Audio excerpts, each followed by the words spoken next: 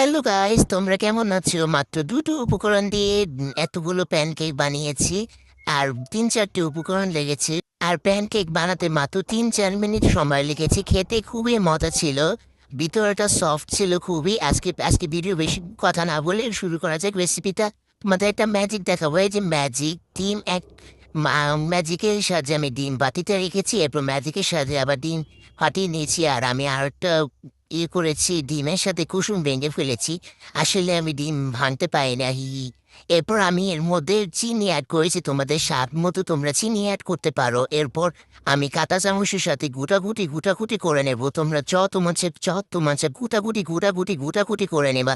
তাহলে ডিমটা ভালো করে যখন চিনিটা যখন গলে যাবে তখন গুটাগুটি করা বন্ধ করে দেবা, তখন বুঝবে যে ডিমটা হয়ে গেছে। এরপর তোমরা এর মধ্যে আটা অথবা ময়দা অল্প অল্প করে অ্যাড করবা, যাতে মানে হচ্ছে গিয়ে কোনো ময়দা বেশি এক লগে দিলে তাহলে তোমাদের বেটার যদি বেশি হতে পারে, কমও হতে পারে। আর আমি বিটারের সাহায্যে করেছি। তোমরা চাইলে কাঁটা চামচ দিয়ে করতে পারো।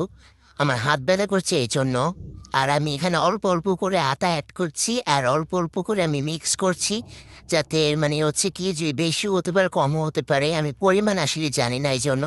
আর এরপর আমি একটুখানি অল্প অল্প করে দুধ অ্যাড করছি। এ দেখো দুধ। আর অবশ্যই রুম টেম্পারেচারে থাকা দুধ অ্যাড করা লাগবে। এরপর আমি এর মধ্যে একটু বেকিং পাউডার দিয়েছি। আর এরপর এটা আবার গুটাগুটি করে নেব। এই বেটার আওয়ার পর আমি একটা চুলার মধ্যে একটা প্যানকেক বসাইছি। 1 মিনিট ওয়েট করতে হবে।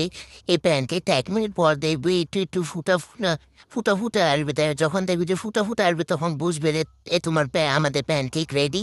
এরপর প্যানকেক আমি একটা বানিয়ে তোমাদেরকে দেখাইছি, তোমরা আরও প্যানকেক বানিয়ে খাবে।